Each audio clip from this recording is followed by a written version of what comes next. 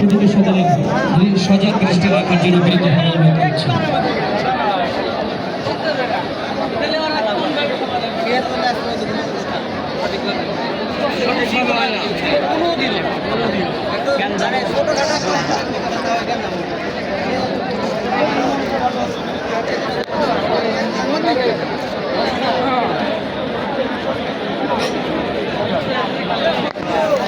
সুপ্রিয় দর্শক, পুরস্কার বিতরণ অনুষ্ঠানে আমি এম এ মুরাদ আপনাদের সকলকে স্বাগত জানাচ্ছি এবং আমি যাদের নাম উল্লেখ করব দয়া করে তারাই মঞ্চে থাকবেন, আর কেউ মঞ্চে উঠবেন না।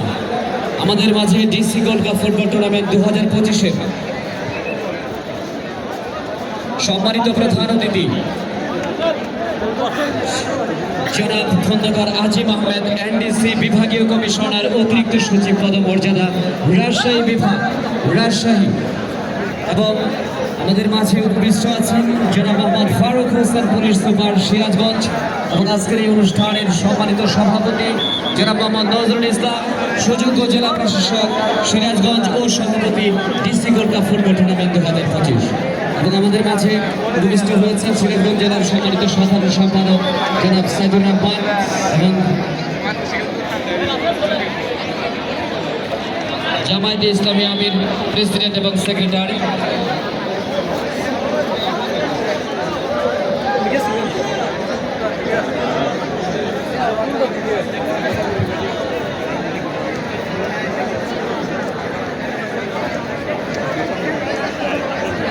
এই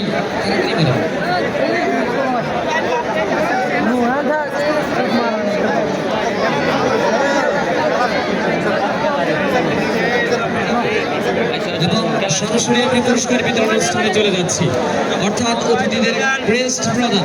সর্বপ্রথমে আমাদের সম্মানিত প্রধান অতিথি